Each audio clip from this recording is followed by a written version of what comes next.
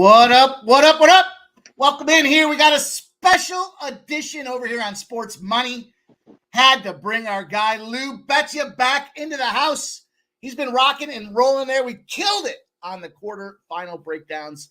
And it's a thinner crew here today, just in the fact that it's a weekday opportunity to kick this thing off. But our guys Dan and Sub send their best and their regards. Follow them on X and you'll see their plays as well for these games here. But Lou, we have been cashing and kicking ass, my friend. There's no reason we shouldn't be back together here celebrating and getting ready for some exciting semifinal matchups. How you doing, my friend? Well, let me just get this out of the way. I gave away a plus 2,200 on air last time, and it didn't really miss by much, but that's not my style. So I think this week I'm going to give away a play that's plus 25,000. I get out of bed for plus 25,000. So I found a three-legger I like today for like generational wealth. I cannot wait to hear it. You can even round robin it, and you're still making like an insane amount of money if two of them hit. Well, I cannot wait to hear it. I saw a glimpse of some of the plays that you had on X, and make sure you guys do follow my friend here at Desk of Lou Betcha, and you'll get all his content. Should mention I'm from location. I'm at the bar preparing to watch this game with the Brits so they can pretend to think who they're going to play in the final, assuming they think they win tomorrow. But we'll get to that game later. Let's raise a glass here in honor of being at the on location. I myself poured a I got a cucharaca, or I don't know what the hell it's called. Spanish shot, in case you want to know who I'm betting on today or like. So cheers, my friend. Cheers to you, my friend.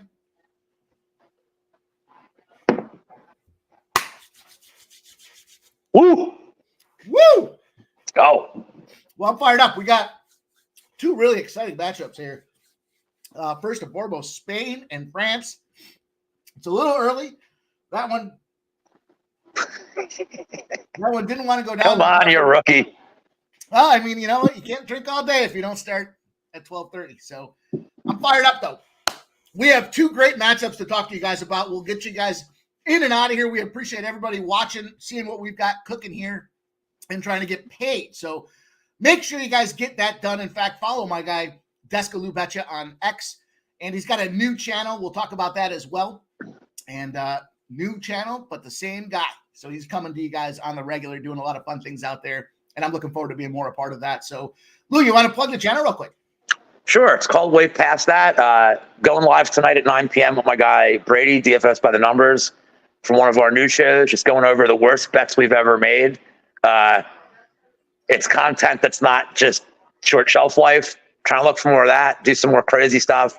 Tomorrow, I'm doing my props to consider and then maybe bet. I'm bringing it back permanently. And my guest is a friend of ours, Garrett, Subhuman Gaucho, will be my guest Thursday night at midnight, the usual nonsense, with my man, Monk Maddox, for the happy hour. And then, and perhaps live on this channel Saturday to watch my guy, my good friend, Cody Brundage, get a little round one submission, maybe, depending on what he says to me tomorrow. Round one sub against Al Hassan. Let's go. Some guys say that it's their good friend, but I did learn that it is truly Lou Betcha. Anybody that knows me knows he is like when he loses, the community's like, Lou, what's wrong with your boy? I'm like, God damn it, man. I cannot wait. It's been such a pleasure to meet you and get to grind out these games with you, but we got ourselves a fun week. Anybody that talks about the dog days of summer, I was just saying to Lou, I think this is going to be the summer to remember. It's been incredible. Once we hit the month of July, we have gotten into stride. I know Lou feels the same. And shout out to all you guys in the chat.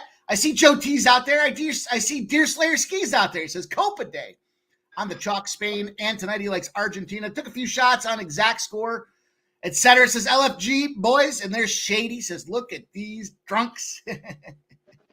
My guy, Easy. Easy Bets is up in the house as well. Says, what's up, fellas? We appreciate you guys coming in to see what we have to do here. Again, short notice, quick turnaround, but it's time to get paid, Lou. Let's talk about this first match here coming up today. It's going to be 3 p.m. Eastern. Spain and France. And, you know, we kind of look at these two teams and as a snapshot. Well, first and foremost, we'll start with Spain. You know, the darling of the tournament. Everybody was sharp betting away on these folks, these boys early in the tournament, pre-tournament, Spain, the odds-on favorite, big win against Germany. The first time, I think we talked about this live and said the first time ever the host country has lost in a quarterfinal matchup of European. And the first time Spain had beat a host country. How about that? Now, Spain does have dual suspensions. They've got 2 suspensions that they have to deal with in Le Normand and Caravaggio. Is that, I don't know if I'm sure I did. Carvajal. There's no way I said those proper. Carvajal. Thank you for the correction. But that being said, we look at these 2 games in Spain, Germany, big battle, gets it through, moves on to the next round. The flip side of things with this French team, amazingly enough, defensive oriented, building pressure from the back, moving forward, trying to go out there. No goals. 1 allowed from penalty kick.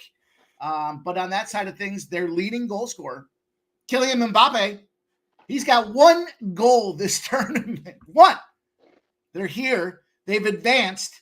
It's going to be interesting to see the way this goes because the last game that we looked at with Spain and Germany, they really did, if you want to talk about parking the bus in soccer, kept it down, expected goals the first 15 minutes of that game. They only had 1/2 of an opportunity in expected goal shots for Germany. The remainder of that game, 2.1 expected goals, and Spain allowed 45 touches inside their penalty area. Both coming off of extra time. We've got the more seasoned, I suppose, roster, or the more expensive roster, if you look at transfer markets, is in France. Lou, we'll start with you, my guy. Talk to us about what you think happens here with this battle, and how are we going to get paid is what everybody wants to know. This thing starts in just 2.5 hours, my friend. So first of all, as far as the way I'm going to attack it, betting, and I have attacked it, I'm laying off the money line because I have a future on Spain. So I really don't have a reason to get involved. And if Spain wins this game, I feel like the England line would be close, but they would be a prohibitive favorite against the Netherlands. They'll give me an opportunity to hedge off it. So I'm not going to bet the game, but doesn't mean I'm not going to break down what I think is going to happen here. So let me start with the French side. You look at at some point, will France break through? I joked with people that maybe they should have scheduled an exhibition against San Marino between this game and 5 days ago, just to remember what it feels like to be free flowing and score goals. It's not like that the team's waiting to turn around. It's clearly there's flaws. Mbappe's not right. If you look at the shots he was taking at the end of the Portugal game, they're all immediate. They're all dead center of the goal. There's no flow on this team. Rabiot was out. He's back in. I'm going to get to him in a second for a bet. You got Thuman is the goddamn worst player I've ever seen in my life. If he was kicking 50-yard field goals, the guy would be tremendous. Unfortunately, he's not. The goal is not, unlimited height. So everything he does, he's blasting over the bar. Camavinga missed, a big miss. There's no real flow. The best guy they've had on the field has been Dembele, and he's not really a goal scorer. He's more like a point guard type. There's just something flawed with this team. They also don't take a lot of risks.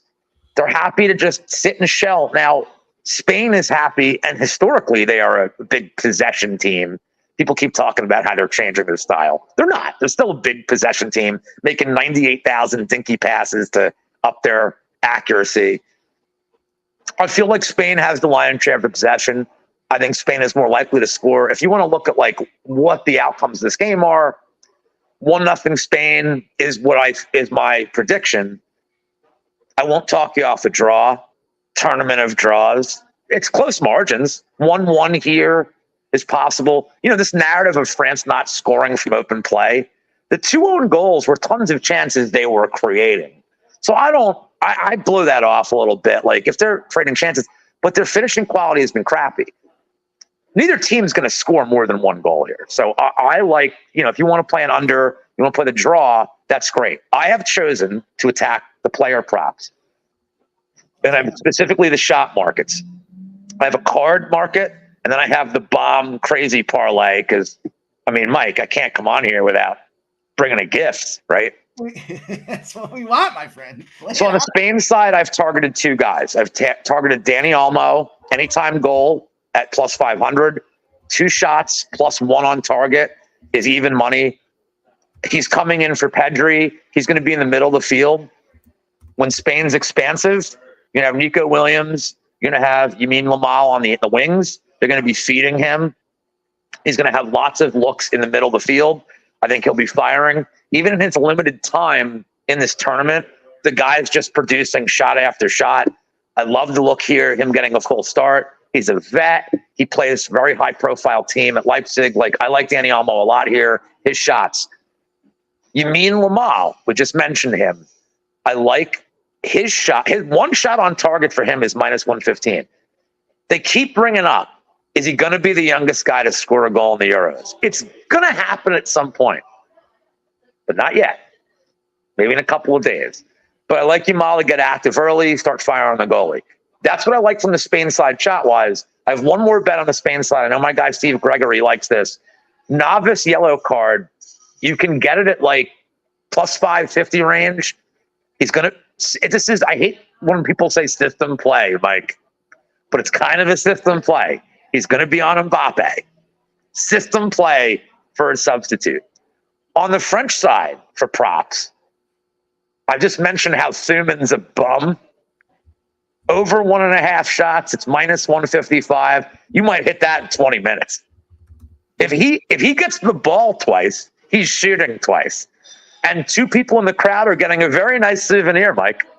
They're getting a nice Euro ball. Maybe somebody in the upper deck, because he stinks. Thuman to take 2 shots.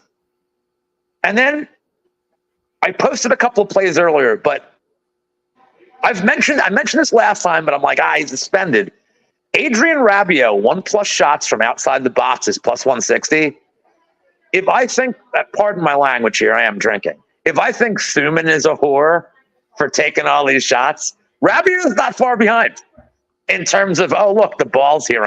They're basically like they're running the Princeton offense of just jacking threes. And I think Rabiot is the kind of guy, as soon as he gets the ball in space, he's like, I play for Juventus. I can shoot. And he shoots. And he's never accurate. But it doesn't stop him. He doesn't let facts get in the way of a good argument. So that's what I like on the player prop side. And before I pass to you, let me give away the plus 25,000 generational wealth parlay that I like. Well, yeah, let's hear it. It's only 3 legs. But if it's only 3 legs, it's got to happen exactly this way. Danny Olmo to score, Yamin Lamal to assist, and Spain to win 1-0. Plus 25,000 on Fanatics. Throw $10 on that. I make that in a week. It's nothing to me. I wrote it down. I am going to get some action on it. And can you imagine if they score in like 10 minutes, that's how it happens, and then the whole game you're like, shit. Yeah. I don't even know if I'd be able to finish watching it. I'd have to go do something else and come back and see the deal there. What's the score going to look like? But appreciate you guys rocking with us. If you're just popping in, guys, make sure you hit the thumbs up button. Giving you guys a special breakdown here, 3 p.m. action. And why the hell not here? Listen, owe it to our friends and our family. Listen, we're cashing like crazy, and I want to make sure that we pass it along to you guys as well. So Lou's taking the time out of his day there. He's pre-gaming. No pun intended with the show at 6 p.m., but Von Polo, that is why we're doing it. We're here to have a good time and help everybody get paid. Our guy Easy Bet says, never in my wildest dreams did I expect Ronaldo, Mbappe, and Messi to combine for 1 goal this summer. I'm still doing the show. I'm not muted. Shit. France has so money. Oh, geez, you guys get me in trouble. Bill McDonald says, good call on Tommy Paul. First set, agreed with that. Easy Bets, the Oma play. And Comber Ribbon says, sup, Lou, Cody, Army, thank you. Listen, as far as this game's concerned here, I think this is going to be a real interesting battle. We saw, what did Spain do? They came out early, and then they sat back on it and almost lost this thing to Germany. We talked about that in the hop with the 4 times as many expected goals after the 50-minute mark. So parking the bus could be dangerous for this team. I think as far as the way France plays and likes to build from the back and move forward down the field, it's going to be kind of that who's going to have the majority of the possession. What I do feel is the way this game goes down, if you're going to build from the back in your own side, Spain is definitely one of those teams that swarms around. They get aggressive at times, But the fact is they're missing some key elements with those suspensions due to cards.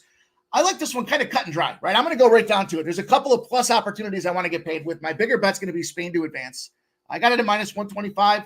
Is it as sexy as it could be? It's certainly not going to be a 125 to 1 spot, but there's a couple other opportunities that I jumped in on. As far as the way Spain likes to play in that swarming style versus France trying to build from behind or build from the back, I think Spain can win either half. That's a nice little even money proposition. Actually, minus 110, so small, big. Spain to win either half. I like Spain to score in the first half. I think what happens is they come out to lose point there. What happens if they score in the first 10 minutes? I think that's very much a highly likely proposition here, and that's plus 150. I also have Spain to win the first half, Spain to win the full game, and the game to go under 2.5 at plus 800. I like draws. We talked yesterday about draws, parlaying all the draws. That's a fun bet. The money is moving in the direction of a draw. It's kind of moving off of both sides and kind of making that draw from plus 205 the other day, now plus 180s that are out there. But I'm going to go right down to it. I got the Spain to advance. That's going to kind of be my core bet. Spain to win either half is going to be kind of a secondary piece of that. But then Spain to score in the first half, plus 150. Spain to win the first half, the full game, and the game to go under at plus 800. And I'm going to sprinkle on that 1-0, Lou. I think that's a good opportunity there, plus 450 as well. So I'm going to open up on this game. It's the only one that we have this afternoon when it comes to this soccer footy action. What do you think about that? I love the first half, and I see your guy Bill McDonald in the chat asking how I felt about the first half. I love it. I mean, you would expect Spain to have the lion's share of the possession and kind of be dictating the pace early. They did it against Germany. They've really done it against every team they've played. So, yeah, I mean, if Spain's going to take control of this game, it's going to be early. So I do like that play a lot. I like it. I think that's a good way for us to get this card started today. Then we'll have ourselves a lot of fun tonight and see how it goes. But hopefully you guys got the opportunity to check it out. If you didn't hear the replay, go back. Our guy Lou dropping a $25,000 3-leg parlay. I got nothing exciting for that for the England game, unfortunately, but Well, let's get to it because I think there's a narrative that I haven't heard yet here, and we will talk about this. Netherlands and England will pop off tomorrow at 3 p.m. So we're giving you guys both the semifinal games today.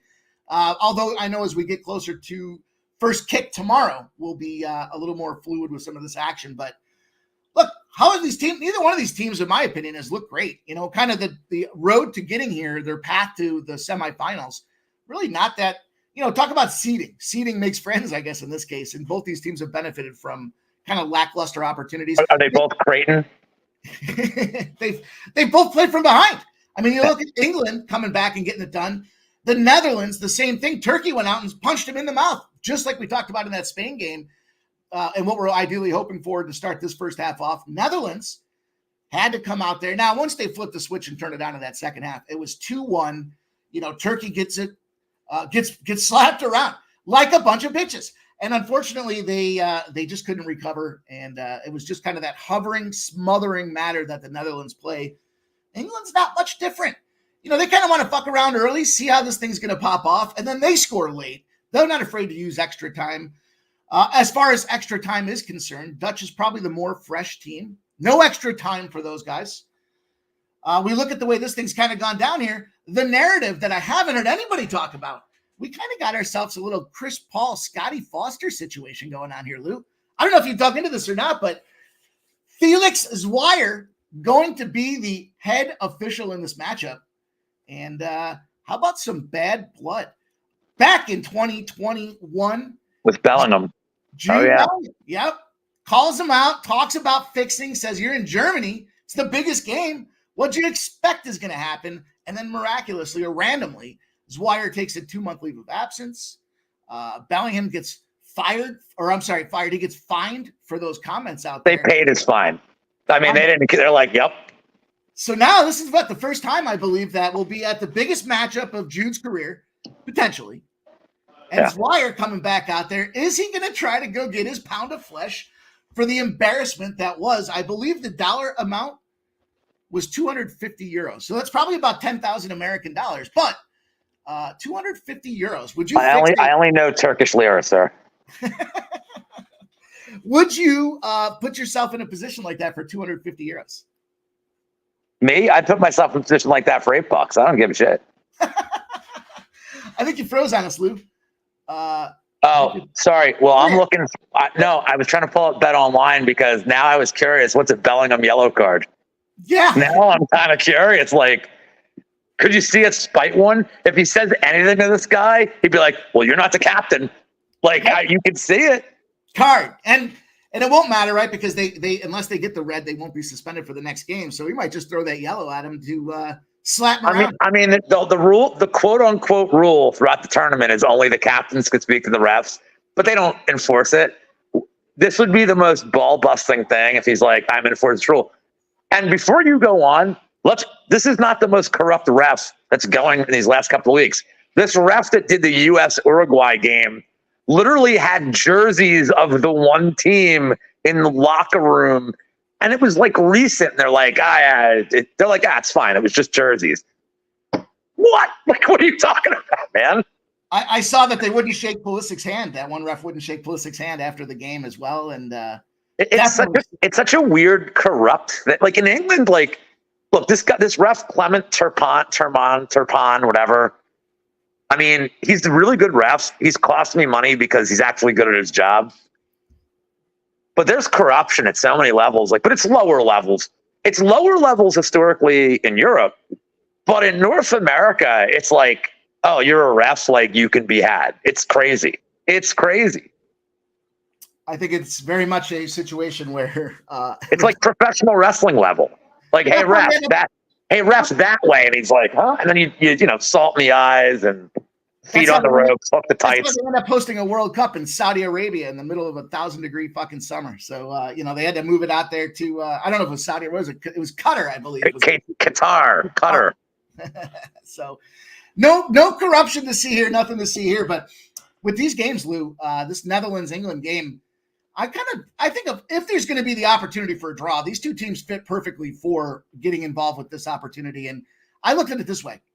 I thought both these teams can score. They're both capable of firing on the attack, but they don't want to play. And shout out to our guy, Dan Doherty, where he talked about, these teams are afraid to win. And that's exactly what he said time and again when we watched both these games last weekend. I like both teams to score in the under 3.5 right now. That's priced at plus 210. Just expecting it not to be a balls out extravaganza here. 50% of the games in the tournament for both these teams have cashed this way. Each of the games that England has played in the qualifying stages here, the advancing stages, have fallen under this bucket as well. So I like both teams to put it in there. I think a 1-to-1 situation makes a lot of sense for this game. I do like the draw as well. That's priced at plus 185. That'll be another spot that I'm on. And then I'm looking at kind of how do I want to attack it. I did see goal in both halves. Interestingly enough, is priced at minus 115. Have not pulled the trigger there yet, but I think Netherlands is the team to advance. I think my action is going to be on Netherlands to advance. I haven't finalized that one just yet, but I've got the draw at plus 185. I've got both teams to score and the under 3.5 at plus 210. And I think between these two teams here, Netherlands looks like they woke up. Somebody woke up that sleeping giant. England, I think, is a situation they get in trouble. They sit on this thing, and Netherlands can kind of sneak them with a quick explosion of goals, just like we saw in that last game. What say you, Lou? So I'm going to go against the market big here, and I'm going to go against you a little bit. Okay. 2-2 exact is plus 1,600, and I know it goes against everything that we've seen in this tournament. Like, I understand that. You know how people think Gareth Southgate is a horrible coach? Spoiler alert, he is. Ronald Koeman is not better on the Netherlands. Like, he's kind of a bum, too, and he's another guy where you look at the talent and you look at, like, the flow and just the history of the Netherlands, this total football. And, like, he's just reining them back. And England reining them back. What's funny, though, is if you look at the teams England has played in this tournament, Serbia, Slovenia, Slovakia, Shamil, Shamazel, and Denmark, who, like, I'm done losing money on Denmark in my life. This team is, like, I know they're, like, a nice country. I'm, like, done with these people at this point. England really hasn't had an opponent that's going to unlock kind of an open game. And I think Netherlands is finally that opponent where it's not going to be England with 80% of the possession and teams just trying to counter England. Netherlands is going to go in there and be like, no, we're bossing the ball. And I think this thing might get wide open. And I think it might get wide open early and crazy.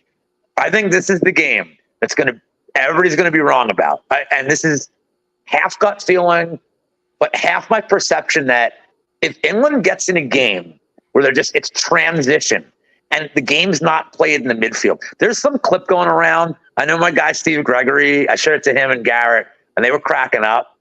It's from Troll Football, which is a very funny Twitter account. It said the epitome of Southgate. It was a corner kick 20 minutes into the Switzerland game.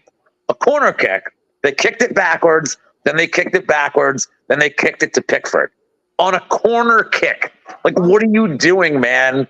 You didn't even, there was no attempt to even get it in the box. At no point did that ball go in the box. It's crazy. But I feel like this is the game where the Netherlands is going to set up the style where England can counterattack. And if they can, man, I am an Arsenal hater. Anybody that knows me, I despise Arsenal. But I can't dispute how good Declan Rice is. I can't dispute and Bukayo Saka. And he is a pacey dude on the wing. Dude, Harry Kane hasn't sniffed the ball in this tournament. They got talent. We all know they have talent. If this is a counterattacking game, I think this thing might get crazy. I don't know who wins. I think that I like the look on the draw, and we'll get to penalties. But both teams to score on over 2.5 is plus 230. I think this is the time to get a buy low spot on these kind of teams, dude. I think this game ends up being the weird outlier. To your point, I get why anybody that's saying 1-1. I like your look on the under 3.5 too. I get it. I really do. I just think we're gonna get the one chaos game, and it's gonna finally happen because the final won't be. I would be all for seeing some goals, seeing some offense, and making it happen. What scared me a little bit was I saw the 3.5, and I was like, man, is that just too good to be true? Because I saw some other books have the draw and under 2.5 at plus 215. So essentially, it's the same price to have that extra goal padded inside of there. The draw in both teams to score is plus 260. So, you know, it's interesting, Mike. So you and I bet a lot of different sports, and when you bet fights, there's really only let's say there's 50, 60 bets possible you could make in a fight. And I'm being generous. Sure.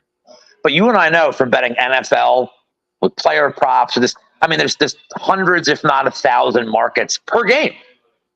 And now you're seeing a lot with soccer. It's the same thing, man. There's a lot of ways to get creative and bet these games. And it's cool to that's the best thing you guys can do. Is Mike and I talk on air. I talk to my groups on Discord, on Twitter. Share ideas, man. Everybody's going to see something. You're not smart enough to see a million ideas on your own. It's so good just to talk this out. Even with you, now I'm got some ideas. I may lose some more money, but I may win a lot more money. Let's go. That's what it's all about, you guys. Appreciate everybody rocking with us today. Make sure you hit that thumbs up button and share the content. You know, we wanted to drop something together for you guys based on our previous success we've had together. We wanted to get right back into the lab and collab to give cash out to our friends and family. And it means a lot to see you guys come in here. Wine Time Sports, Made in Philly, Steve Gregory. Made in Philly is a good screen name. Let's go, dude. Made in Philly. I got another one I like too, is the Philly Eagle Flyer. I haven't seen him in here, but I'd like Mike that living in New York, but from Philly. Lou living in the burbs. Let's go, dude. What could be better? Philly repping. Tag team duo representing the 215, the 610, and everybody else along the way, the 484. And the 267. And the 267. How can we forget of them boys as well? We're in the new era, Mike, the 267. It's been a minute since I've been down there, but, it's good to see they continue to grow at a rapid rate. And hopefully your guys' bankrolls do just that as well here. Lots of fun with my guy, Lou. We're going to let him get back to the pregame, and I'll see you guys for pregame. And Lou, give him a plug on the channel again. I know it's a new channel, but it's the same guy rocking with you guys on the regular. How about that? Midnight on a Thursday. I'm literally Ubering. As soon as we get off this, I'm literally Ubering to the British pub to go just annihilate the troll Brits. They're going to be rooting for France. So, I don't know. Maybe I'll just throw lipstick all over my face and be like, go Spain. I don't know. I'll do something weird. Yeah, way past that is the channel name. Just follow me on Twitter, man. I'm weird. I'm fun. I'm drunk right now. just go follow us. Monk, my partner Monk Maddox, and I are doing a lot of cool stuff. And if I can end the show on one note, my friend Uncle Weezy, he's going through some stuff right now. He's like my brother, man. He is one of my brothers. He's ride or die with me. Uncle Weezy, got you back, man. Always and forever. Shout out Uncle Weezy, solid MMA capper. I love the analytics. I love his transparency as well. The best. Clear about him and John Kelly are the best, dude. But they're the best, those guys. Good quality people. That's what it's all about, you guys. Appreciate you hanging with us. Again, smash that thumbs up. Help us repopulate or repost the content. So we'll keep bringing you guys more winners. Good luck with your bets today. Let's see Spain advance. And we'll see you guys up here real soon. Appreciate Lou. Appreciate everybody rocking. Have a great day, everybody. See you later. Get that cash.